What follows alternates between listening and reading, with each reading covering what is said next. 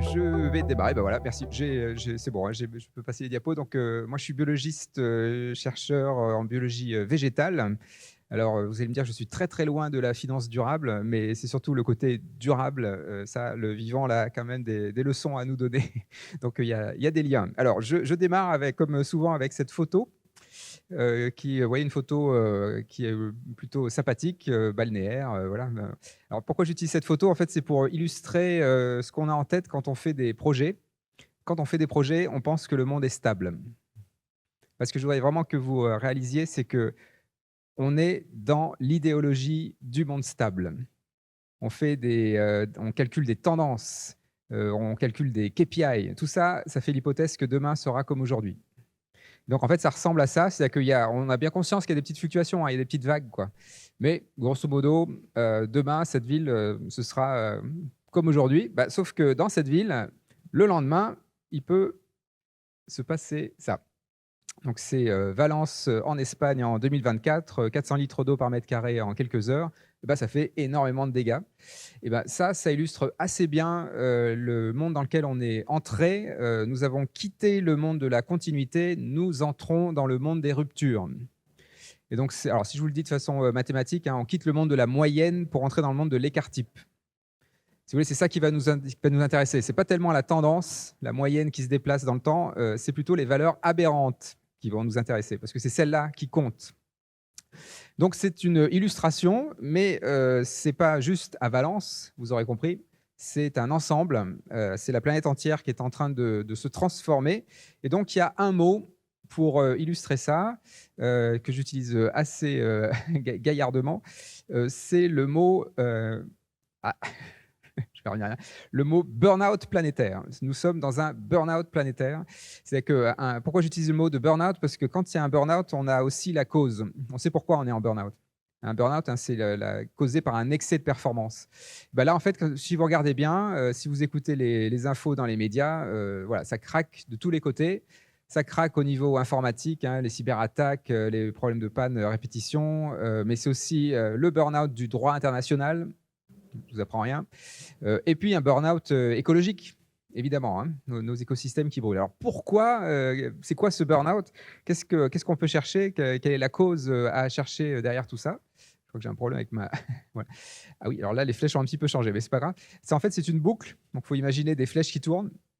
En fait, quand on a, chaque fois qu'il y a une crise quelque part, chaque fois qu'il y a une rupture, ça appelle le besoin de sécurité. Et ça, c'est un besoin naturel. C'est comme le besoin de s'alimenter, c'est un besoin primaire. Quand il y a une crise, quand il y a une fluctuation, on a besoin de sécurité. Ce qui est bizarre, c'est qu'on transforme le besoin de sécurité en besoin de contrôle. Ça, c'est bizarre. En fait, on ne fait pas la distinction entre la sécurité et le contrôle. Alors que pourtant, il y a vraiment une énorme différence, hein. Enfin, si vous êtes dans un régime autoritaire, une dictature, il y a du contrôle partout. Êtes-vous en sécurité? Oui, c'est pas du tout la même chose, ouais. Donc, et pourtant, voilà, on pense que la sécurité, c'est du contrôle et donc pour augmenter le contrôle, qu'est-ce qu'on fait? On augmente les performances. Donc la performance, hein, je prends la définition du contrôleur de gestion parce que c'est devenu la définition de la performance, dominante.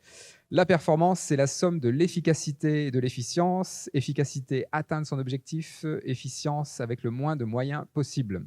Donc quand on est performant, on atteint son objectif avec le moins de moyens possible. Bah, quand on fait ça, on épuise les ressources. Le sprinter, hein, qui fait de la performance, il épuise ses ressources. Bah, quand on épuise les ressources, on est en train de préparer la crise suivante. Donc ça, c'est ce qu'on peut appeler le piège de la performance. C'est ce que les systémiciens appellent efficiency trap, le piège de la performance. Chaque fois qu'il y a une crise, on augmente les performances. Chaque fois qu'on augmente les performances, on prépare la crise suivante. Et donc, nous sommes entrés dans la polycrise, la permacrise, le monde fluctuant, le monde turbulent.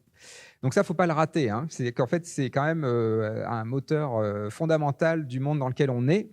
Et surtout, quand on voit que quand on a des problèmes, en général, on continue à augmenter la performance. Enfin, c'est comme si vous rencontriez quelqu'un qui est en burn-out et vous lui disiez allez, fais un effort.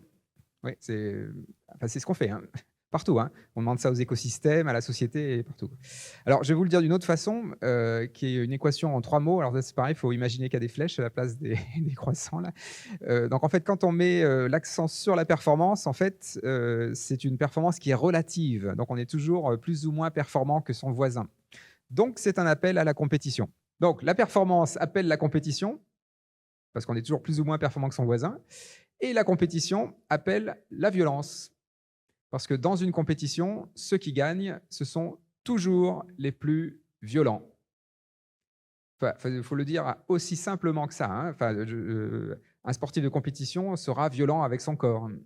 Un pompier en compétition avec l'incendie sera aussi violent avec son corps. Au niveau géopolitique, là, on a 3 pays qui envahissent leurs voisins, la Russie, Israël, le Rwanda. Bon, bah, c'est 3 pays qui ont été humiliés lors de la précédente compétition. Enfin, vraiment, vous pouvez y aller, hein, donc en fait, il n'y a pas vraiment de question. La performance appelle la compétition appelle la violence. Et en fait, c'est pas ça le problème. C'est qu'on est bien content qu'il y ait un pompier qui soit performant et violent avec son corps pour éteindre l'incendie, hein, donc on est bien content. Non, le problème, c'est pas ça. Le problème, c'est qu'on fait de la performance tout le temps. Donc, c'est une culture de la performance qui appelle une culture de la violence. Non-stop, tout le temps. Donc, contre les femmes, contre les enfants, contre les plus défavorisés et contre les écosystèmes. Et donc, je retombe sur mes pattes. Alors, je vais trop vite. Il faut avoir du doigté. Voilà, j'essaie d'y arriver. Ouais. Voilà, donc en fait, alors, je vais juste parler de la question socio-écologique, mais le monde fluctuant qui arrive là, c'est en fait le burn-out planétaire, le burn-out écologique, c'est le produit de notre performance. Nous sommes en train de tout brûler sur Terre. Ça, enfin, pour ne pas le voir, celui-là, il faut quand même y aller, hein, quand même. Hein, donc bon. Alors, en fait, ici, là, je vais pas trop m'apesantir parce que vous savez que ça existe. Si vous êtes là, c'est que vous savez qu'il y a une question sur le climat, sur la biodiversité, sur les pollutions, sur la pénurie de ressources. Ça, vous savez que ça existe. Alors maintenant, ce que j'aimerais qu'on fasse ensemble, c'est qu'on crante, qu'on dépasse le fait de juste savoir que ça existe. Alors, 3 points. 3 points. Le premier point, c'est que pour en avoir discuté avec des tas de publics, des entrepreneurs, des politiques, des associations, tout le monde sait que ça existe, hein. Donc il y a du progrès de ce côté-là. Tout le monde sait que ça existe, mais on n'utilise pas les bons mots et on n'a pas les bons ordres de grandeur. Alors c'est vraiment très frappant, hein. Donc par exemple, on va utiliser le mot réchauffement climatique. Alors c'est quoi le réchauffement climatique? Eh ben, le focus est mis sur la moyenne. C'est la moyenne de la température qui augmente. Alors, si c'était juste ça le problème, en fait, ce ne serait pas vraiment un problème. Puisque dans une journée, la température, elle peut faire il y a un delta de 10 degrés dans une journée, quoi. Donc, si ça augmente de 1/10 de degré tous les 5 ans, c'est pas si grave, quoi. Enfin, on se dit, dans la journée, on vit des choses bien plus importantes que ça. Donc, le problème du mot réchauffement climatique, c'est que ça met le focus sur la moyenne et on oublie la variation. Donc, un mot beaucoup plus pertinent à utiliser, c'est le mot dérèglement climatique.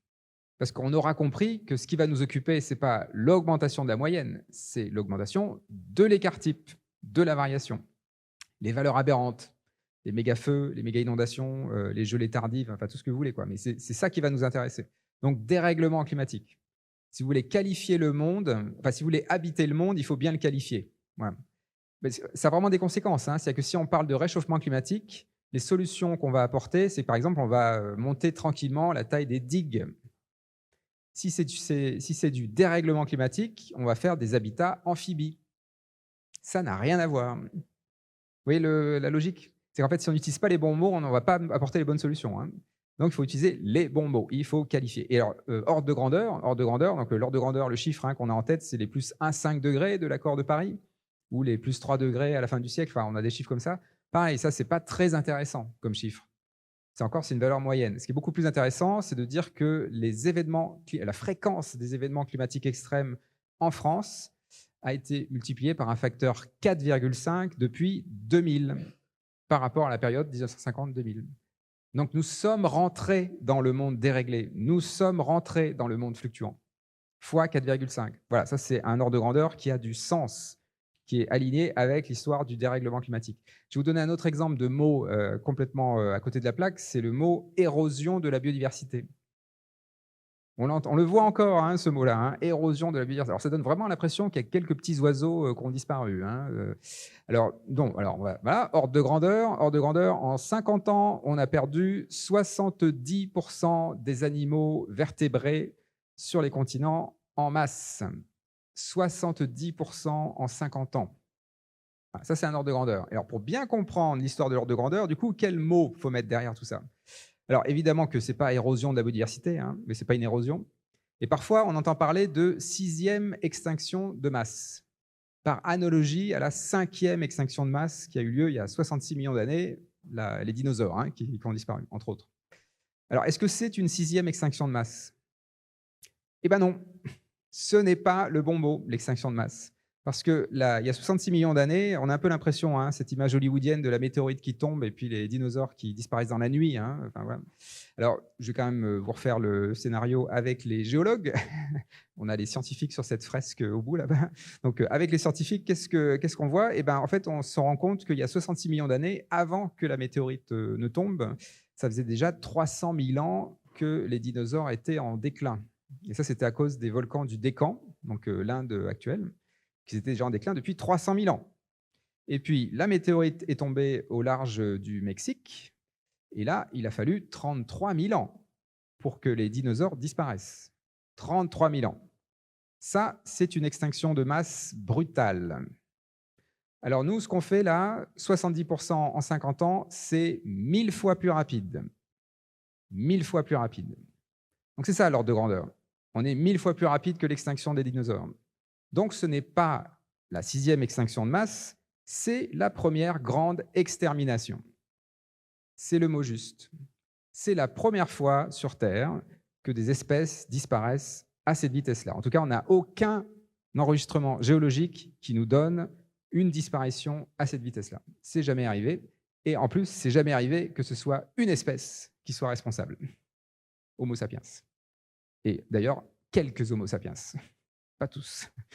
Donc c'est quand même, là, on comprend, on est dans autre chose, quoi. Voilà. Donc quand on utilise les bons mots, les bons ordres de grandeur, on qualifie le monde et on a des chances de l'habiter, ce monde-là. Si on ne qualifie pas le monde, on ne l'habite pas. On vit dans un fantasme. Ok, donc ça c'est le premier point. Les bons mots, les bons ordres de grandeur. Deuxième point, deuxième petit point, maintenant qu'on a des mots, eh ben, on va faire des phrases. Alors, des phrases, par exemple, quand ici on voit les 4 sujets, ça ne vous a pas échappé, c'est le climat qui domine. Et dans le climat, ce qui domine, c'est le CO2. Et donc, on a réduit toute la complexité socio-écologique à une molécule. Et donc, on fait des bilans carbone. Alors, qu'est-ce que c'est que ça? Eh bien, ça, c'est de la performance. C'est de la performance, efficacité, efficience. On a réduit, voilà, on canalise, et hop, on va trouver des solutions. C'est qu'en fait, si c'est qu'une question de CO2, ah bah oui, on va trouver des solutions. Donc, par exemple, en Islande, on a construit la première usine de capture directe du CO2 en juin 2024. Elle est sortie, donc c'est une grosse usine, gros ventilateur qui filtre de l'air atmosphérique et qui produit du charbon. Alors ça, voilà, le projet le plus stupide qu'on puisse imaginer, hein, vraiment, c'est que, alors non seulement ça utilise de l'énergie, des métaux, il faudra en construire 1 million pour qu'il y ait un effet significatif sur le climat, mais c'est pas ça le pire. Le pire, c'est que ça permet à d'autres industries de continuer à émettre du CO2 en achetant des quotas carbone. Donc c'est une usine de privatisation du CO2. Bah oui, quand on réduit la complexité socio-écologique à du CO2, bah, il peut se passer ça. Il se passe ça. Ça, c'est ce qu'on appelle de la maladaptation. Alors, il y a d'autres exemples. Hein. La batterie au lithium. La batterie au lithium, alors j'ai rien contre la batterie au lithium, mais si on la généralise, la batterie au lithium, ben, on est censé lutter contre le changement climatique, là, hein, mais qu'est-ce qui va se passer? Ben, on va plutôt aggraver les pénuries de ressources, on va aggraver l'effondrement de la biodiversité et on va aggraver les pollutions globales. Donc, en voulant résoudre un problème, on va en aggraver 3 autres. Donc clairement, c'est pas là, vous voyez, en fait, là, c'est pas une phrase, c'est pas une bonne phrase. Là.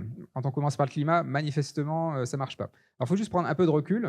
Alors, je ne suis pas un négationniste du climat, hein, comme je le dis souvent. Alors, aussi un mot hein, qu'il faut faire disparaître de son vocabulaire, climato-sceptique.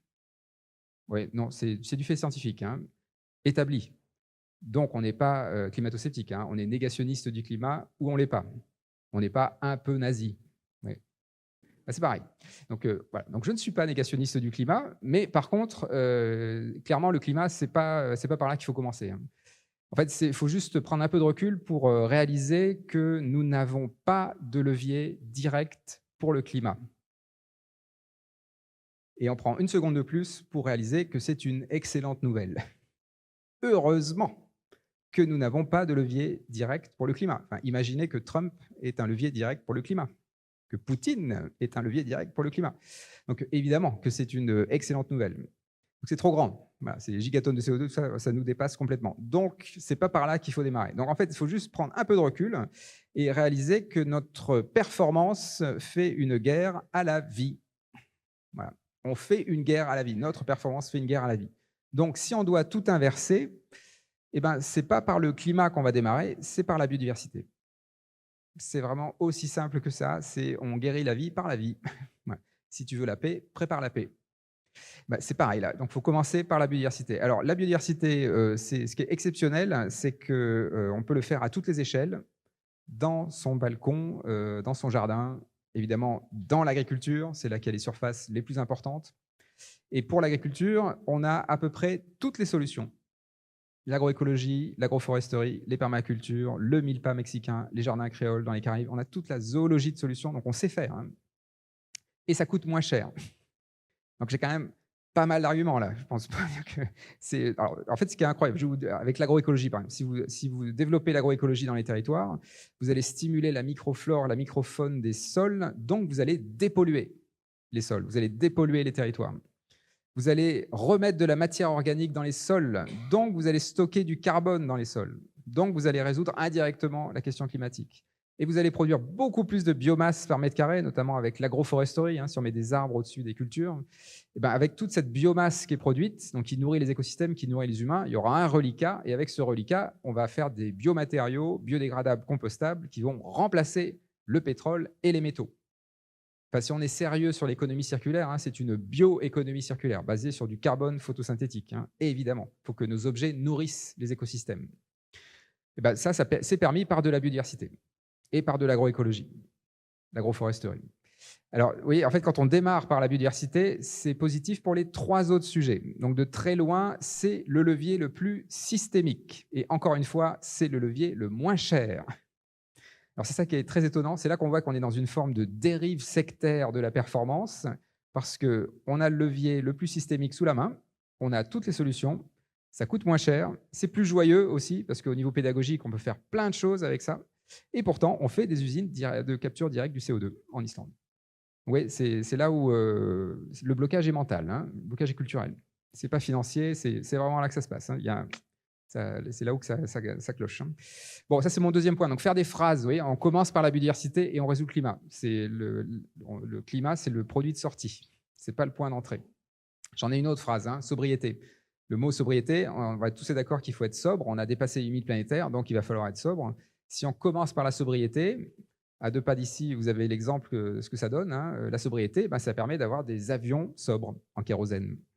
Parce que la sobriété qui s'hybride avec le culte de la performance, ça fait de l'efficience énergétique. Très sobre. Et qu'est-ce que ça permet? Eh ben, ça permet aux avions cargo de Chine de transporter de l'ultra fast fashion au BHV, l'hôtel du Bazarville. Voilà. Donc en fait, quand on fait ça, quand on commence par la sobriété, ça va générer des effets rebonds qui vont générer de l'ébriété. Donc on est dans ce moment-là, hein, des effets rebonds, hein, les SUV électriques et tous les écrans plats et tout le bazar. En fait, il y en a vraiment partout, hein. Tout ça, c'est de la sobriété, hein. Faut quand même une certaine forme de sobriété, hein, hybridée au culte de la performance. Donc en fait, c'est pas toujours pareil. Il faut faire une phrase. Il ne faut pas commencer par la sobriété. Si vous faites des objets réparables ne sont pas sobres. Ils sont plus gros. Voilà, faut pouvoir les réparer. Il y a des boulons, il y a des vis, c'est pas tout ce que vous voulez. Des objets réparables qui ne sont pas sobres, ils vont durer, on pourra les transmettre, ça va générer de la sobriété.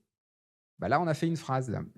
On fait des objets réparables qui génèrent de la sobriété. Il faut que la sobriété soit le produit de sortie. Il ne faut pas que ce soit la contrainte d'entrée. Et ça va créer du désir, ça, parce qu'on va être fier de réparer ces objets. Ça peut faire du lien social, ça fait des modèles économiques. Tout ça, c'est beaucoup plus joyeux, encore une fois. Hein. Et ça génère de la sobriété.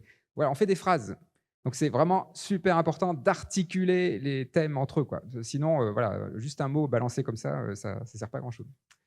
Ok, donc ça c'est mon deuxième point. Donc premier point, les bons mots, les bons ordres de grandeur. Le deuxième point, on fait des phrases, on articule. Et le troisième point, eh ben, c'est je vais isoler ce qui est en commun dans tous les rapports scientifiques sur la question socio-écologique. C'est ce mot de fluctuant. Donc un monde fluctuant, qu'est-ce que ça veut dire? Fluctuant, ça veut dire variable et imprévisible. C'est-à-dire que ce n'est pas juste oscillant, c'est variable et imprévisible. Et ben, ce monde fluctuant, c'est ce que disent tous les rapports scientifiques, le GIEC, l'IPBES, l'IUCN pour la biodiversité, la CIA, l'OCDE, l'OTAN. Enfin, vous pouvez y aller, hein, ça, tout le monde est d'accord. Hein. Ça va tanguer de plus en plus fort et on en prend pour longtemps. Donc au XXIe siècle, ça va tanguer de plus en plus fort et on en prend pour 2 ou 3 siècles. On a tellement tout déréglé qu'évidemment, on est rentré dans une autre phase. C'est que les humains, là, de 2026, sont en train de rentrer dans un monde que les humains n'ont pas connu depuis 10 000 ans. Voilà, la quantité de fluctuations qu'on va avoir, on ne l'a pas vu depuis très longtemps. Donc on est vraiment en train de changer de monde. On quitte une période de stabilité climatique qu'on a appelée l'Holocène. Voilà, on quitte cette époque-là. Donc c'est quand même un grand moment. Et donc, si on est un peu sérieux, hein, si on veut endosser, si on veut se donner la peine d'endosser le fait scientifique, c'est la première question à se poser, c'est celle-là, hein, c'est comment habiter le monde fluctuant. Une fois qu'on a réalisé ça, il se passe des choses, quoi, hein. On se pose d'autres questions. Si vous voulez, cette question-là, comment habiter le monde fluctuant, c'est la première question à se poser. Ça nous tombe dessus. C'est ce que dit Denis Meadows, hein, le premier auteur au rapport au Club de Rome.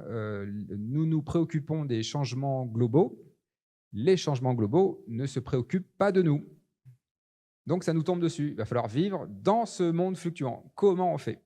Alors, grande question, hein, c'est vertigineux, hein, comme question, hein, on quitte un certain monde, hein, mais comment on peut faire? En fait, vous voyez, j'ai mis un arbre parce que les êtres vivants, ça fait des millions d'années qu'ils vivent avec les fluctuations. Donc manifestement, ils savent faire, quoi. Voilà. Ils vivent dans les fluctuations, donc ils arrivent à faire face à ce monde fluctuant et depuis très longtemps. Donc, comment font-ils? C'est quoi le secret du vivant? Si on doit aller chercher les recettes, les principes pour que ça marche. Alors, ça tient en un mot. Sinon, je vais avoir du mal à... Ouais, trop vite. Ce mot, c'est la robustesse. Les êtres vivants sont robustes. Donc, un système qui est robuste, c'est un système qui est stable et viable malgré les fluctuations. C'est la définition physique, la définition dynamique d'un système robuste, de la robustesse. Stable et viable malgré les fluctuations. La robustesse, ça vient de Quercus robur, le chêne. Donc l'arbre, c'est l'exemple canonique de la robustesse. Un arbre, ça résiste au vent, donc c'est stable malgré les fluctuations, et ça résiste aussi aux gelées hivernales et aux sécheresses estivales. Dans cette salle, vous avez les 4 saisons derrière vous, là, sur 4 fresques. Donc voilà, c'est un appel à vivre avec les saisons. Donc voilà, les arbres sont capables de vivre dans le gel, dans l'été, dans les sécheresses. Ça veut dire que leur espace de viabilité est énorme. Donc ils sont robustes. Ils sont capables d'encaisser les chocs des fluctuations énormes. Bon, donc ça, en fait, quand j'ai dit ça, j'ai tout dit et j'ai rien dit, hein. Si vous voulez, la robustesse, c'est le mot juste. Quand ça fluctue, il faut être robuste. Voilà, c'est aussi simple que ça. Mais ça ne nous dit pas comment faire. C'est juste le mot, quoi. Comment on fait pour être robuste? Alors c'est là où c'est très intéressant d'écouter ou de regarder, de disséquer les êtres vivants, parce qu'on sait très bien comment ils font, les êtres vivants, pour être robustes. Les êtres vivants sont robustes parce qu'ils ne sont pas performants. Voilà. Donc en fait, quand on regarde les êtres vivants, on n'a pas seulement des belles couleurs et des belles surprises, on a un contre-modèle. Un contre-modèle social, un contre-modèle économique, un contre-modèle politique, un contre-modèle culturel. C'est ça qui est dingue. En fait, quand vous regardez les êtres vivants, alors nous aussi, hein, les biologistes, nous les biologistes, on s'est fait avoir par le culte de la performance. Pendant très longtemps, on a regardé les êtres vivants et on s'est concentré sur les moments de performance du vivant. Parce qu'il y a des moments de performance chez le vivant. La lionne qui se chope la gazelle, elle va prendre le chemin le plus court. Donc c'est bien un moment de performance. Mais les lions dorment énormément, 16 à 20 heures par jour. Donc clairement, ils ne sont pas dans la performance non-stop. Faites un documentaire animalier sur des lions, vous allez voir, c'est quand même très ennuyeux. Ça dort beaucoup. Voilà. Si vous avez des chats, vous savez bien, donc ça dort beaucoup. Bon, ça c'est comme ça. Et puis, alors, pendant très longtemps, les biologistes, on adorait toutes ces petites histoires là, la libellule qui peut se prendre 30 G. Je vous assure qu'un humain qui se prend 30 G, c'est une crêpe. La libellule, aucun problème. Mais une libellule, elle n'est pas tout le temps en train de se prendre 30 G, quoi. Si vous regardez des libellules, c'est un peu comme les lions, un peu, ouais, c'est très statique, hein, quand même, ça bouge pas beaucoup. Ouais, de temps en temps, ça pique, ça prend 30 G, mais c'est rare, hein, quand même. Mais il y a plein d'exemples comme ça. Et puis après, quand on regarde notre physiologie, par exemple, on va se dire, ah bah, l'humain, on est le sommet de l'évolution. Alors là, vraiment, c'est le top de la performance. Bon, alors, on en reparle. Donc, du coup, ben, la crosse aortique. Oui, la crosse aortique, c'est l'artère qui sort du cœur. Donc le cœur, hein, c'est un muscle qui se comprime comme ça, là, et qui envoie du sang à haute pression, et il envoie ça dans une artère qu'on appelle la crosse aortique. Alors pourquoi on appelle ça une crosse aortique? Parce que c'est un coude. Alors envoyer du sang à haute pression dans un coude, ah bah, c'est vraiment n'importe quoi, hein. Enfin, en termes de design, oui, c'est de la mauvaise plomberie. C'est de la très mauvaise plomberie, hein. Bon, bah, sauf qu'on se le trimballe tous, hein, ce truc-là. Là. On a tous cette crosse aortique en nous, hein. Bah, manifestement, ça marche. Voilà. Passable. Bah, ça passe les millions d'années, hein. On se traîne ça depuis très longtemps, hein. Bah, bon, voilà. Il n'y a pas eu d'optimisation, hein. Manifestement, on l'a toujours, hein. Ouais, ça, on n'optimise pas. Donc, en fait, quand on regarde bien dans le vivant, bah, ça n'a pas l'air d'être aussi performant que ça. Et en effet, bah, c'est robuste. Alors, en fait, si on fait ça de façon un peu plus holistique, systémique, intégrative, hein, qu'on regarde un peu tout le système, un réseau métabolique, un réseau physiologique, un réseau des écosystèmes, oui, les mots que j'ai mis là, bah, ça, c'est les mots qu'on trouve en premier quand on analyse un peu sérieusement un système biologique. Bah, ce qu'on a trouvé en premier, c'est inefficacité, hétérogénéité, incertitude, lenteur, redondance, incohérence, inachèvement, erreur, imprécision. Ce sont que des contre-performances. C'est ça qui est sélectionné au cours de l'évolution. L'évolution darwinienne, c'est la sélection des contre-performances. Oui, le regard, hein, c'est que nous aussi, on a lu Darwin avec nos yeux pro-performance, hein. Darwin n'avait pas dit ça, hein. Enfin, je vous invite à lire Darwin, vous allez voir que c'est beaucoup plus mesuré, hein. Il y a de la compétition chez Darwin, mais il y a aussi beaucoup de coopération, hein. Je vous invite à lire L'affiliation de l'homme, hein, son texte de 1871. Il y a le mot sympathie qui apparaît 70 fois quand même.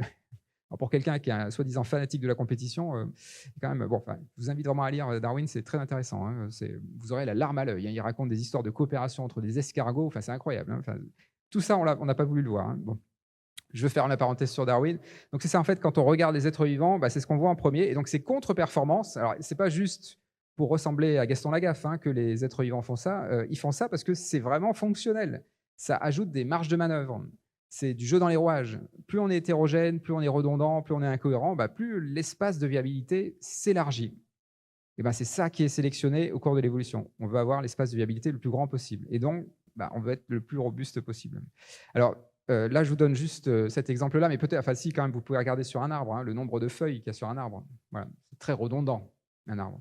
C'est que l'arbre optimisé, hein, c'est une tige, une feuille. Bon, bah, il y a une bonne bourrasque, il n'y a plus de feuilles, il n'y a plus d'arbre. Voilà, il peut perdre quelques feuilles, ça va aller, quoi. Nous aussi, on a plein d'alvéoles pulmonaires dans les poumons, on a plein de villosités dans l'intestin. Donc nous aussi, on est très redondants, hein, plein de globules rouges dans le sang. Voilà. Donc on est tous et toutes des êtres extrêmement redondants, pas du tout optimisés, hein, vraiment pas. Ouais, mais on est robuste. Alors je vais vous donner mon exemple favori, qui est celui de la température corporelle, celui que j'utilise tout le temps, mais qui est facile à s'approprier. 37 degrés, hein, température de croisière. Et puis si on attrape un virus, on va monter en température, c'est la fièvre, on peut aller jusqu'à 40, 41. Et ben en fait, si je mesure l'activité de vos enzymes, l'activité de votre système immunitaire, ce que je vais trouver, c'est qu'à 37 degrés, et ben c'est pas terrible, c'est pas très performant. En fait, votre système immunitaire est en mode veilleuse à 37 degrés. Ça tourne, hein, il y a un petit peu de résistance, mais c'est pas exceptionnel. Et d'ailleurs, c'est pour ça que les virus peuvent rentrer, hein, finalement, parce qu'il n'y a pas tellement de lutte, quoi. Donc là, bon, bah, pas très performant. Par contre, à 40 degrés, alors là, vous avez un système immunitaire qui est très performant. Là, vous avez boosté la performance de votre système immunitaire. Et donc là, vous allez pouvoir décaniller le pathogène de passage. Ben donc là, vous voyez bien où est le curseur, hein, entre performance et robustesse. Vous voyez qu'à 37 degrés, vous en avez gardé sous le capot, on peut dire ça comme ça, pour faire face à une fluctuation imprévisible. Ben ça demande de ne pas être très performant, de ne pas être au maximum de performance, de même pas être à l'optimum de performance. Il faut être sous l'optimum. Et là, bah, vous avez des marges de manœuvre. Et puis, s'il y a une fluctuation imprévisible, là, vous allez autoriser la performance. Et je dis bien autoriser la performance sur dérogation. Il faut qu'il y ait une bonne raison. Vous voyez le changement culturel que ça implique, hein, c'est qu'aujourd'hui, la performance, c'est la solution à tous nos problèmes. Là, ce que nous dit le vivant, c'est que la performance, c'est un mal nécessairement transitoire. Vous voyez le changement? C'est quand même carrément autre chose, hein. C'est carrément autre chose. Bon, bah, donc là, vous voyez avec cet exemple-là que vous allez passer l'essentiel de votre vie en robustesse à 37°, le mode dégradé. Et puis, vous allez passer quelques jours dans votre vie à 40°, qui est le mode performant, donc fragile. Quand on performe, on se fragilise. Parce qu'à 40°, il ne faut pas se prendre une surinfection. Là, vous allez direct à l'hôpital, hein. Oui, parce qu'il n'y a plus de marge de manœuvre. Donc, quand on optimise, quand on augmente les performances, on se fragilise. Donc, c'est pour ça que les êtres vivants, ils sont plutôt bien en dessous pour rester en robustesse. Et c'est là qu'on fait de la sécurité, au passage. Vous voyez, la sécurité, c'est quand on lâche du contrôle. Ce n'est pas quand on augmente le contrôle. On lâche du contrôle. Alors, bon, ça, c'est ce que nous disent les êtres vivants. Alors, c'est l'exemple de la température corporelle, mais il y en a vraiment des milliers d'exemples comme ça, hein. Bon, je ne vais pas vous faire la liste. Donc, je vais basculer dans le monde social. Alors, dans le monde social, la bascule de la biologie au social, là, d'un seul coup, évidemment, alerte. Les biologistes qui commencent à parler de société, attention, on a vu ce que ça a donné dans le passé, hein, l'eugénisme, tout ça, là, voilà. Donc là, on n'a pas le droit, hein, de basculer de la biologie à la société. Alors là, je vais le faire sans hésiter une seconde, parce que ce que je vous raconte là pour le vivant, le compromis performance-robustesse, c'est pas une exclusivité du vivant, c'est une loi universelle. C'est une loi universelle. Tous les systèmes sont soumis au compromis entre performance et robustesse. Si j'étais un linguiste, je vous dirais que le langage est robuste avant d'être performant. C'est comme le vivant. C'est que si j'avais un langage très performant, donc si je parlais parfaitement, il n'y aurait plus d'incompréhension, donc il n'y aurait plus de dialogue, donc il n'y aurait plus de langage. Le langage performant tue le langage. Le fait qu'il y a encore des langages, ça veut dire qu'ils sont robustes. Ils sont robustes parce qu'ils ne sont pas performants. Regardez dans le dictionnaire le nombre de synonymes. Ça, c'est des redondances. La polysémie, les incohérences, l'hétérogénéité, tout ça, il y a dans le langage, hein. C'est la même chose. La liste que je vous ai présentée pour le vivant, c'est la même chose pour le langage. Donc en fait, c'est une loi universelle. Le langage est robuste avant d'être performant. C'est pareil pour les objets techniques. Si j'étais un ingénieur qui fait des avions de ligne qui vont aller dans des turbulences, monde fluctuant, je fais des avions qui sont robustes avant d'être performants. Donc, par exemple, les avions de ligne ne fonctionnent qu'à 50% de leur capacité. Vous voyez, ils sont à 37°, hein, ils ne sont pas à 40°. Hein. À 50% de leur capacité, et il y a 3 systèmes autopilotes différents dans chaque avion de ligne. Redondance, hétérogénéité. Donc en fait, quand on se pose la question du monde fluctuant, on développe des solutions robustes. Donc c'est des objets techniques, c'est le langage, c'est la biologie. Donc j'ai vraiment aucun problème à basculer dans la société parce que justement, nous, les sociétés humaines contemporaines, on a décidé d'être performants avant d'être robustes. D'où le burn-out. Donc c'est ça qu'il faut inverser. Alors ici, vous voyez, j'ai mis cette courbe-là, alors qui est bien trop simpliste, mais qui permet d'illustrer le propos. Si vous voulez, ce qui nous arrive là, avec ce compromis performance-robustesse, c'est que ça permet de réaliser que nous sommes en train de requalifier ce qu'est le progrès. Le progrès de l'humanité, ça fait très longtemps qu'il a été réduit à des gains de performance. On peut remonter au néolithique, hein, l'invention de l'agriculture, la sédentarisation, la domestication, tout ça c'est de la performance. Mais c'est surtout ces dernières années que ça s'est accéléré. Enfin, on peut remonter même à la Renaissance, hein, les plantations, la colonisation, c'est de la performance. Puis la mécanisation, mais depuis les années 50, là, le pétrole, c'est là où vraiment ça a explosé. Et donc ce progrès guidé par des gains de performance, pendant très longtemps, on a juste pensé que c'était la flèche du progrès. Et bien cette flèche du progrès, en fait, c'est une courbe en cloche. Parce que quand on augmente les performances, plus on augmente les performances et plus on menace la viabilité de l'humanité sur Terre. En fait, on est en train d'épuiser les ressources humaines et non humaines. Donc, c'est assez clair que le futur du progrès, ce ne sera pas des gains de performance. Voilà, il faut le dire aussi clairement que ça, et je le dis au futur, hein, je ne le dis pas au conditionnel. C'est juste que c'est physiquement impossible. Si on continue à augmenter les performances, on va continuer à épuiser, ce sera un progrès sans humain. Donc, ce n'est plus un progrès. En tout cas, ce n'est plus le progrès de l'humanité, très clairement. Donc, c'est quoi le futur du progrès ? C'est tout simple. Il faut changer d'axe. Dans un monde qui devient de plus en plus fluctuant, il faudra être de plus en plus robuste. Oui, là, je ne fais qu'endosser le fait scientifique. Hein. C'est vraiment tout bête. Hein. Le monde devient plus fluctuant, il faut être plus robuste. Pour être plus robuste, il faut baisser en performance. Ça, c'est une loi mathématique, hein, si vous voulez.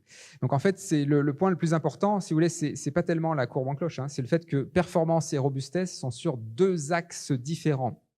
Parce qu'on ne peut pas être très performant et très robuste. Ça, c'est physiquement impossible. Quand on est très performant, on est très optimisé, très spécialisé, très expert, très adapté, donc très peu adaptable. Quand on est très robuste, on diversifie, on explore, on expérimente, on est très adaptable et donc jamais vraiment adapté. C'est le contraire. Donc il y a vraiment il faut trouver un compromis. Je ne dis pas qu'il faut être à zéro performance, hein, mais c'est plutôt, on bascule dans un autre équilibre. Bon, donc voilà, donc ça c'est assez pragmatique, hein, là vraiment je ne fais qu'endosser le fait scientifique. En fait, j'endosse le fait que le monde va devenir fluctuant. Donc il va falloir être robuste, donc il va falloir baisser la performance. Évidemment, la question qu'on peut se poser, c'est est-ce que c'est pas un peu romantique cette idée-là, là, parce que on est quand même encore dans le monde de la performance, hein, totale, hein. C'est-à-dire que bon, les investisseurs veulent des retours sur investissement rapides, ça c'est de la performance. Les clients veulent des objets pas chers tout de suite, c'est de la performance. Sébastien Lecornu, à peine nommé, dit l'État efficace. Voilà, donc ça, c'est de l'incontinence de la performance, hein. C'est vraiment, on n'arrête pas, hein. Enfin, on sait que ça ne marche pas, hein. Enfin, il y a eu Nike, il y a eu Stellantis, hein, Carlos Tavares, le psychopathe de la performance. Tout ça, ça ne marche pas. Et qu'est-ce qu'on fait? On y va quand même. Allez, on va augmenter la performance. Encore une fois, hein, on est en burn-out et on veut encore augmenter la performance. Donc ça, c'est compliqué. Ça veut dire que là, il y a quand même un petit blocage mental ou un gros blocage mental.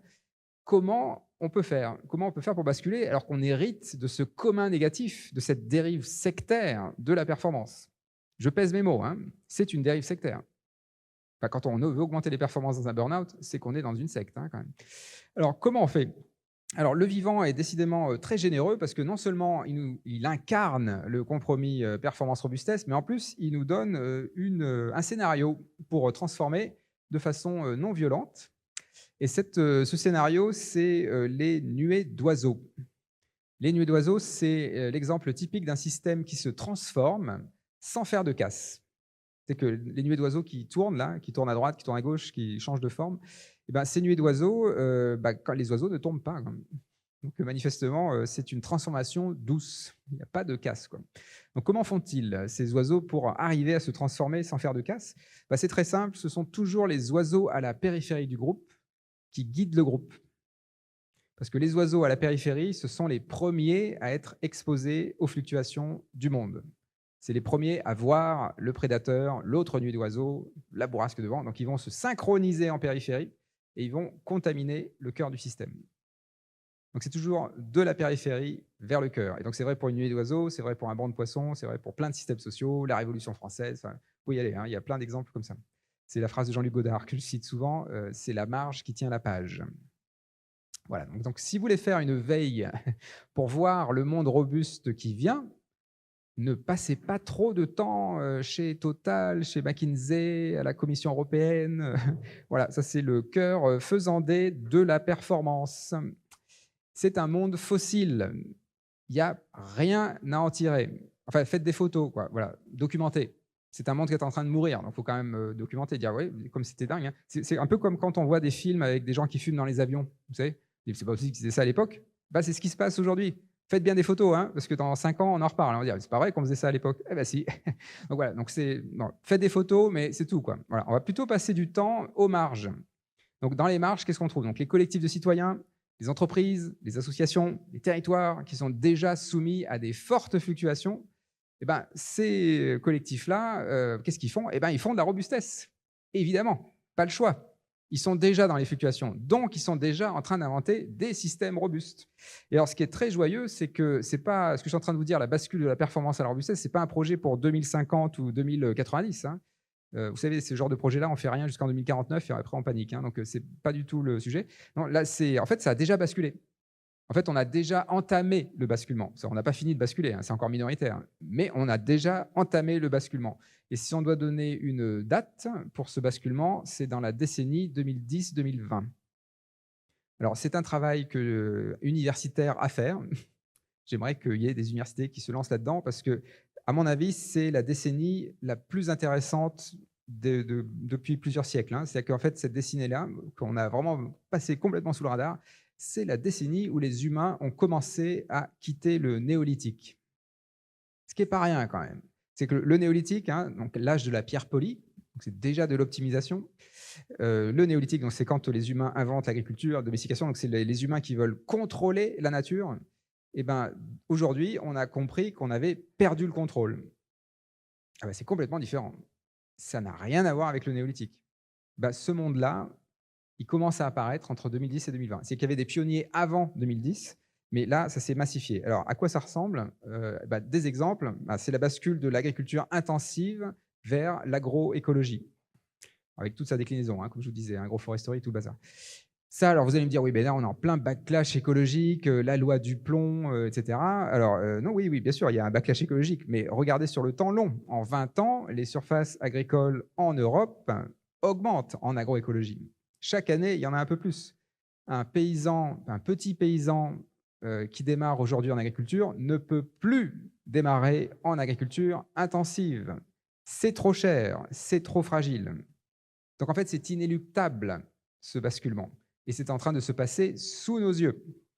Et alors, c'est de plus en plus vertueux, c'est à vrai dire, hein, parce que on commence à voir des parcelles de plus en plus grandes et aussi même des industriels de plus en plus gros. Par exemple, vous savez, il y a 5 grands semenciers mondiaux qui vendent des monovariétés pour faire des monocultures, donc qui attirent des pathogènes. Donc du coup, ils vendent des pesticides qui vont avec. Enfin, c'est quand même bien pensé, cette histoire-là. Bon, maintenant, les grands semenciers commencent à vendre des mélanges variétaux de blé, notamment. Donc les mélanges variétaux, hein, c'est une vingtaine de variétés de blé en mélange qui permet aux parcelles d'être plus résistantes aux sécheresses, plus résistantes aux pathogènes. Ça, c'est tout simplement parce qu'il y a de plus en plus de demandes. Les paysans, entre 2010 et 2020, en 2010, c'était 5% des surfaces cultivées en France qui étaient en mélange variétal. Et en 2020, ça monte jusqu'à 40% en fonction des départements. Donc en fait, c'est en train de basculer sous nos yeux, hein, c'est vraiment sous nos yeux. Bon, ça, c'est l'agriculture. Un deuxième exemple, c'est l'économie du partage, de l'usage, l'économie sociale et solidaire, l'économie de la fonctionnalité. Donc ça, c'est une économie où l'impossible devient possible. Si vous voulez, l'impossible reste impossible quand on reste coincé dans le culte de la performance. En fait, dans le monde de la robustesse, je vais vous dire un truc impossible, c'est dans le monde de la robustesse, on aura accès aux objets haut de gamme au prix le plus bas. Bon, ça paraît impossible, hein. Loi du marché, loi de l'offre et la demande. Quand c'est haut de gamme, c'est plus cher. Eh ben non, il faut juste réaliser que c'est une construction culturelle, ce truc-là. Dans l'économie de la fonctionnalité, on a des objets partagés dans des petits boîtiers qu'on peut récupérer en bas de son immeuble ou dans le voisin. Donc il y a des entreprises qui font ça, les biens en commun, par exemple, les bibliothèques d'objets, enfin il y a plein de choses comme ça. Là, vous allez avoir accès à une perceuse, par exemple. Vous savez qu'on utilise 12 minutes dans toute sa vie de perceuse, donc on peut la partager, hein, à moins d'être vraiment fanatique du bricolage, mais bon, voilà, en général, on peut partager. Et donc cette perceuse qui circule entre plein de mains, c'est une perceuse robuste, évidemment. Donc c'est du haut de gamme, c'est d'une super perceuse, parce qu'il faut que elle, pour le coup, elle ne va pas faire que 12 minutes. Cette perceuse, pour y avoir accès, je vais payer 1 €. Donc j'ai accès au haut de gamme au prix le plus bas. Donc vous voyez, on répond aussi au problème du pouvoir d'achat avec cette histoire-là. Enfin, vraiment, il faut imaginer la révolution que ça implique, tout ça. Donc ça, c'est l'économie de la fonctionnalité. Donc il y a plein de projets là-dessus. Il y avait Mobion de Christian Bruyère, etc. Enfin, il y a vraiment Luc Tierling pour Decathlon. En plus, c'est des groupes de plus en plus gros qui s'embarquent là-dedans. Donc évidemment qu'on va aller là-dedans. Et c'est pas par vertu sociale ou écologique. C'est juste que quand il y a moins de matière, on partage. On bascule de l'abondance matérielle à l'abondance des interactions. On produira moins pour partager plus, évidemment. Et vous voyez que c'est joyeux quand même. On va arrêter de produire comme des malades. C'est très laborieux. On brûle beaucoup de pétrole, tout ça pour faire des tout petits pourcents de croissance. C'est un peu n'importe quoi. Bon, ça, c'est l'économie. Minoritaire, je ne suis pas en train de vous dire que c'est le modèle dominant actuellement, mais c'est un modèle qui, à chaque crise, va cranter et va dégager le modèle productiviste. Évidemment. Et puis un troisième exemple, c'est les approches participatives, donc les conventions citoyennes, les votations en Suisse par exemple, mais on commence à en voir un peu partout. Donc les conventions citoyennes, alors la convention citoyenne, bel exemple, c'est qu'au niveau national, super projet, ça a vraiment fait des propositions bien plus ambitieuses que ce qu'auraient fait les députés et plus légitimes que ce qu'auraient fait les experts. Évidemment, le cœur du système, dans le pouvoir, dans la performance, a sanctionné ce truc-là. Donc c'est vraiment la caricature, c'est les marges qui font avancer le système et le cœur qui résiste, qui freine. Mais qu'est-ce qui s'est passé? Les étourneaux, qu'est-ce qui s'est passé? On a créé des conventions citoyennes partout en France. Conventions territoriales, conventions des entreprises pour le climat. En fait, ça a fait encore plus de conventions citoyennes. Oui, ce qui s'est donc en fait, ça ne s'arrête pas, hein. Ça, c'est la puissance, hein. C'est le contraire du pouvoir, hein, la puissance. On ne peut pas l'arrêter, hein. C'est un jeu infini, hein, ça. Bah, voilà, donc la démarche participative, ça se développe très fort, mais dans tous les domaines, hein, l'architecture participative et cetera. Et donc, vous voyez, alors je peux vous donner l'exemple de la FFTM, la Fédération française des trucs qui marchent. Ça, c'est un réseau plutôt dans le monde rural, donc des petits villages qui font des inventions. Et plutôt que de les garder pour eux, eh ben, ils les partagent sur une plateforme pour que ce soit répliqué, adapté dans d'autres territoires. Donc ça devient un énorme laboratoire d'innovation sociale et technique. Ça, c'est de la robustesse, voilà, en coopération, quoi. Donc tout ça, ça se développe. Ce que je suis en train de vous dire, hein, c'est le fameux proverbe africain, hein, un arbre qui tombe fait plus de bruit qu'une forêt qui pousse. Alors, si vous passez du temps à écouter les infos, les chaînes d'infos continues, vous allez surtout entendre les arbres qui tombent. Et ça, c'est la déprime totale, hein. Bah, d'un certain côté, c'est bien aussi de les voir tomber, mais bon. Mais il faut regarder la forêt qui pousse. Enfin, vraiment, je vous invite à regarder vos marges. Alors, ce n'est pas les marges financières, hein, parce que je sais qu'on est dans la finance durable, c'est la périphérie, les côtés, quoi. Regardez dans votre quartier. Comptez le nombre d'initiatives dans votre quartier, dans vos associations. En fait, tout ça, vous allez voir, c'est énorme. En fait, il y en a partout, partout, partout. C'est voilà, c'est vraiment en train de se développer très fort. Alors, juste un exemple que j'aime bien citer, c'est celui d'Arnaud Créteau. Arnaud Créteau, c'est un ingénieur énergéticien qui a fait une boulangerie avec un four solaire. Le four solaire, vous voyez, c'est la techno la plus low-tech qu'on puisse imaginer, parce que c'est que des miroirs qui concentrent le faisceau lumineux sur un point et ça fait un four. Alors, au passage, hein, c'est une technologie qui a été, alors, ce four-là, hein, a été développé en Afrique. Et donc, c'est aussi extraordinaire parce que la bascule de la performance à la robustesse, c'est enfin un moment décolonial. On s'inspire de ce qui se passe dans les pays du Sud, parce que les pays du Sud sont dans les fluctuations. Et donc, ils développent des solutions robustes, hein. L'agroécologie, hein, ça vient de l'Amérique du Sud, hein. Ce n'est pas nous, les Européens, qui d'un seul coup avons décidé de faire de l'agroécologie, hein. C'est l'Amérique du Sud. L'Afrique, le tout réparable, évidemment, ils ne nous ont pas attendu, hein, pour faire du tout réparable, hein. C'est même des philosophies, hein. L'Ubuntu, je suis parce que nous sommes. Le Swaraj indien, l'émancipation, le Tangping chinois, c'est la Gen Z, hein, voilà. Rester allongé, hein, voilà. Tout ça, c'est le Sud global, qui est en train de nous donner des leçons de robustesse. Et donc, ça passe aussi par ce four solaire. Mais ce n'est pas tellement le four solaire qui m'intéresse, parce que ce n'est pas révolutionnaire en termes de technologie. Ce qui est révolutionnaire, c'est d'avoir fait une boulangerie avec un four solaire à Rouen. Ça, c'est révolutionnaire, parce que quand on fait du pain tous les jours et qu'on est dans un endroit où il n'y a pas forcément du soleil, en tout cas assez de soleil tous les jours, ça, c'est révolutionnaire. Donc, du coup, il est bien content avec son four solaire, mais il n'est pas sûr de pouvoir cuire son pain tous les jours. Donc, comment fait-il? Eh ben, il a compris qu'il fallait déconstruire ce que c'est qu'une boulangerie. Donc, si je vous dis boulangerie française, c'est un boulanger qui pétrit sa pâte, qui cuit son pain la nuit et qui vend du pain qui va durer 24 heures. Voilà. Il va être assis au bout de 24 heures, la baguette, quoi. Alors, lui, vu qu'il a un four solaire, il cuit son pain le jour, évidemment, quand il y a du soleil. Et puis, vu qu'il n'est pas sûr d'avoir du soleil tous les jours, il doit faire du pain qui dure longtemps, qui se conserve longtemps. Comment on fait du pain qui se conserve longtemps? Eh ben, une façon de faire, c'est d'utiliser du levain naturel, moins performant. Vous voyez, c'est incroyable, ça marche même pour le levain de boulanger, le performance robustesse. Du levain naturel, donc moins performant, qui va mettre 5 heures à monter la pâte. Donc ça part en 1 heure et demie, hein, comme les levains de boulanger depuis un siècle, hein, qui sont très performants. Ben là, ça met 5 heures. Et ben, quand ça met 5 heures à monter la pâte, le pain se conserve plus longtemps. Et en plus, vu que la pâte a monté tranquillement, le gluten a eu tout le temps de se rencontrer. C'est un pain, une pâte qu'on n'a pas besoin de pétrir. En fait, les boulangers pétrissent leurs pâtes parce qu'ils se sont fait coincer par leur levain de boulanger qui est trop performant. Ils sont obligés de pétrir leurs pâtes pour catalyser les interactions entre les molécules de gluten. En fait, ils sont prisonniers de la performance de leur levain. Oui, c'est ça qui se passe en fait. C'est comme ça qu'il faut voir la boulangerie. Donc là, vous avez Arnaud là, il fait. Donc c'est un boulanger qui ne pétrit pas sa pâte, qui cuit son pain le jour et qui vend du pain qui dure 7 jours. Ben là, vous avez la boulangerie la plus robuste de France. Il ne peut rien lui arriver. Parce que la faille d'une boulangerie, c'est le coût de l'énergie. Et là, son énergie est gratuite. Et il a inventé un modèle économique qui vit avec les fluctuations, avec les saisons. Voilà, il vit avec les saisons. Ça, c'est remarquable quand même, hein. En fait, il a réinventé ce que c'est qu'une boulangerie. Alors, inutile de dire qu'on peut aller plus loin. C'est que là, il vend du pain, mais vu que maintenant il a compris que c'était dans les moments où il y avait du soleil, où on pouvait stocker de l'énergie, il torréfie des graines aussi. Donc, tout aliment cuit qu'on peut stocker, ça marche. Donc, il diversifie ses activités. Il est en train de décarboner la filière du café. savez, hein, comment on décarbone la filière du café, on peut transporter du café sur des bateaux à voile, mais ce qui est beaucoup plus pertinent, c'est de torréfier des graines locales et donc de ne pas torréfier du café. 15% du café italien, c'est de l'orge torréfié. Donc, vous voyez à quel point ça va changer la culture. Hein. On ne va plus tellement boire les mêmes boissons à l'avenir aussi. Hein. Mais ça, il ne faut pas voir ça comme une défaite. Les goûts changent tout le temps. Le vin de 1905 n'avait pas du tout le même goût que le vin de 2025, évidemment. Hein. Tout change. Hein. Donc, évidemment que tout ce qu'on mange, tout ce qu'on boit va changer. Et ce qui va nous faire changer nos goûts, c'est le monde. C'est pas juste la culture comme ça. Bon, donc voilà. Donc là, vous avez Néo-Loco. Et donc, ce qui me plaît bien, c'est qu'ils ne sont pas arrêtés là. Avec Loïc Perrochon, ils ont créé Teled, qui est une agence qui accompagne les entreprises à revoir leur modèle économique sur la base de ce qui fluctue le plus. En fait, c'est pour acquérir la culture de la variabilité. Alors, dans le monde actuel, c'est ça qu'il faut faire en premier. Si le monde devient fluctuant, il faut acquérir la culture de la variabilité.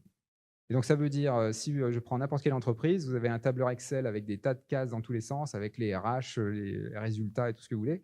Alors, dans ces cases des tableurs Excel, hein, en général, on met des moyennes pour calculer des tendances. Idéologie du monde stable, on se projette, on fait des projections. Voilà. Vous allez effacer tout ça, et à la place de mettre les moyennes dans les cases, vous allez mettre les écarts types. Et là, vous allez tout de suite voir la colonne qui fluctue le plus. Il va falloir construire votre modèle économique sur cette colonne ou ces colonnes qui sont les plus fluctuantes. Ça, c'est quand on prend sérieusement en compte le monde fluctuant qui vient. Et donc voilà, ils accompagnent des entreprises, des collectivités territoriales, c'est tout à fait pluriel, quoi. Bon, voilà, c'est juste un exemple, mais il faut bien imaginer que ça peut se décliner dans tous les secteurs. Hein. Enfin, juste quand même pour vous donner un exemple, si vous faites des parpaings, par exemple, en France, aujourd'hui, quand on fait des parpaings, on les produit de janvier à décembre, toute l'année. Quand on réfléchit une seconde, ça n'a absolument aucun sens. Parce que le coût de l'énergie n'est pas le même en janvier et en juillet. En juillet-août, entre midi et 2, le coût de l'énergie est négatif en France. Parce qu'il y a plein de panneaux solaires et donc il y a trop d'énergie en France. Donc c'est en juillet-août, entre midi et 2, qu'il faut produire des objets. C'est là qu'il faut les fabriquer. Et puis en décembre, quand le coût de l'énergie est très élevé, c'est là qu'il faut faire de l'emballage, du commerce, de la formation, mais surtout pas fabriquer des trucs. Évidemment, parce que là, l'énergie est très chère. Donc, en fait, on va vivre avec les saisons. Vous voyez, c'est le retour paysan. On vit avec les saisons. Ça, c'est acquérir la culture de la variabilité. Et donc, on stocke l'énergie dans le produit final, pas dans des batteries pour continuer à produire toute l'année. Enfin, vous voyez la logique, hein, c'est vraiment autre chose. Bon, alors, OK, donc peut-être un petit point sur la technologie. Très souvent, on va avoir des séminaires sur l'intelligence artificielle, sur le numérique, les drones, les robots, tout ça là. Et donc, ça paraît un peu en clash par rapport à ce monde qui bascule de la performance à la robustesse.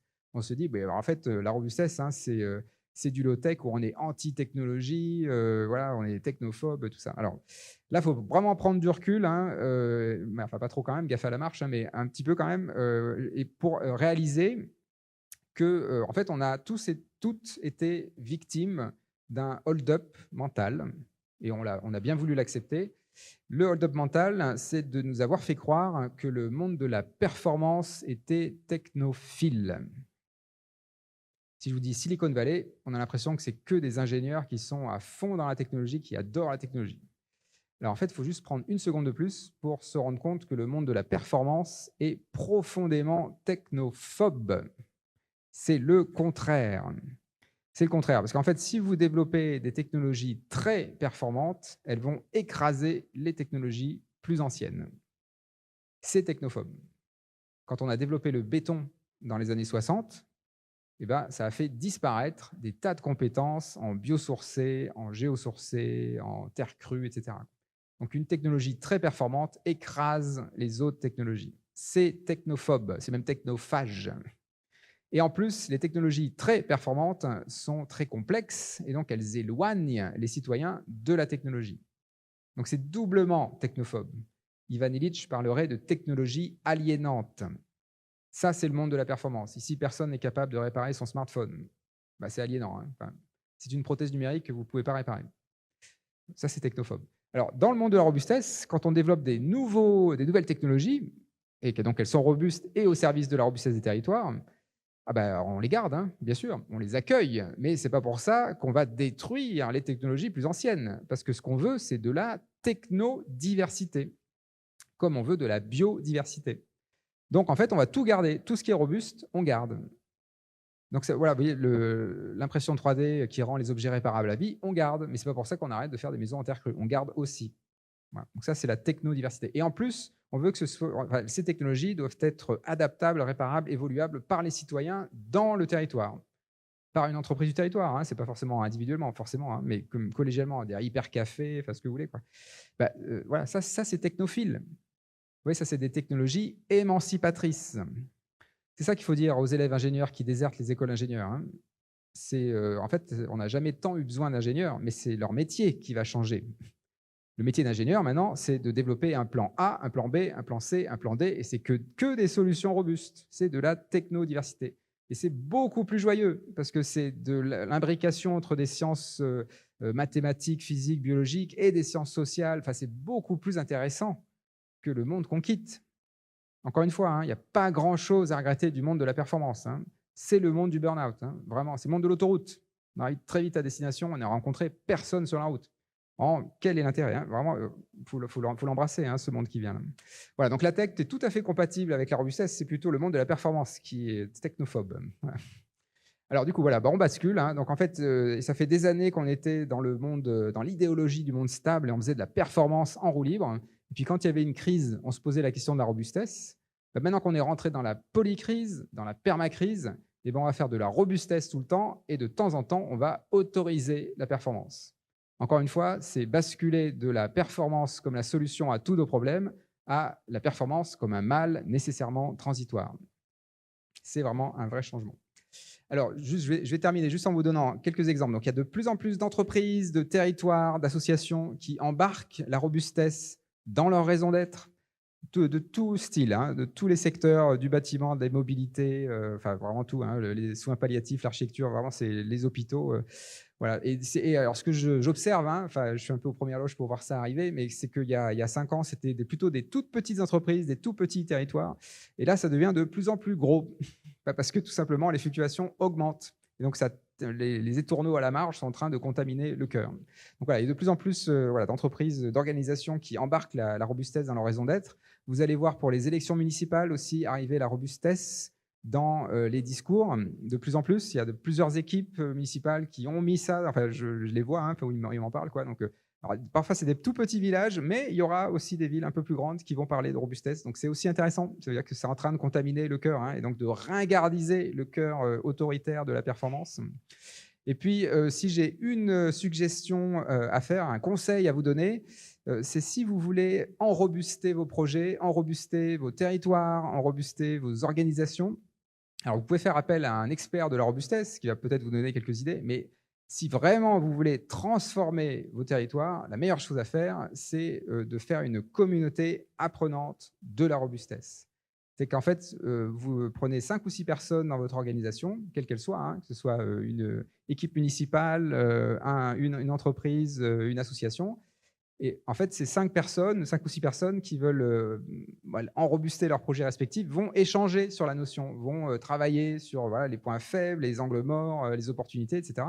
Et là, en fait, vous allez travailler sur la notion, vous allez faire émerger un savoir-faire, un savoir situé de la robustesse. Et c'est comme ça qu'on transforme. Parce que ça, c'est robuste, ça va rester. C'est de l'appropriation. Et ça, c'est émergent. Ça, c'est très puissant. Et donc là, je vous donne le site larobustesse.org qui a été créé par Gatien Bataille et Laurent Marceau. Et puis il y a Fabienne Marquet ici qui est dans la salle aussi, qui fait partie de ce collectif. Donc vous pouvez en parler avec Fabienne, avec la chemise bleue, enfin la veste bleue, pardon.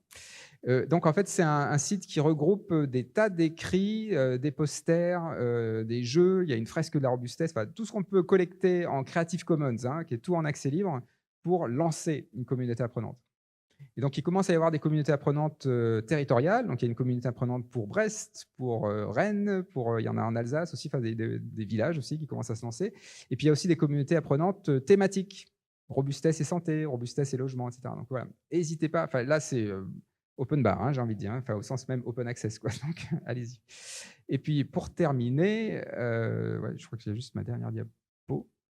C'est juste les bouquins, voilà. Si vous voulez creuser en lisant, il y a le petit antidote au culte de la performance chez Gallimard. Donc, c'est un texte de 60 pages, un texte d'intervention. Donc, pour un scientifique, c'est un peu compliqué parce qu'il n'y a aucune référence, mais C'était juste un texte d'intervention, voilà, pour faire passer ce message-là. Et puis, bon, il y a le manifeste pour la santé commune qu'on a écrit avec les collègues de l'Institut Michel Serres. Je ne vous en ai pas trop parlé, mais c'est. En gros, là, enfin, je vais vous le dire en une phrase, hein. La robustesse, c'est un mot, c'est le vocabulaire, et la santé commune, c'est la grammaire. C'est les trois santé en interdépendance qui font qu'en fait, on va être robuste dans le territoire si on prend soin de la santé du milieu naturel, de la santé sociale et de la santé des humains. Les 3 bouquins chez Odile Jacob, qui travaillent sur la question de la robustesse un peu plus en profondeur. Alors, je peux vous partager qu'il y en a un 4e qui va sortir cette année, qui devrait s'appeler, enfin, si on ne change pas le titre, Chronique d'un monde qui craque, qui est plutôt sur une revue de presse de l'actualité des dernières années, vue sous l'angle performance robustesse. Alors, en fait, c'est une lecture qui donne, enfin, on peut relire le monde avec cet angle-là, quoi. Il y a un MOOC aussi chez Sator, Construire la robustesse, mais je vais m'arrêter là pour qu'on ait un peu de temps pour les questions. Merci de votre écoute.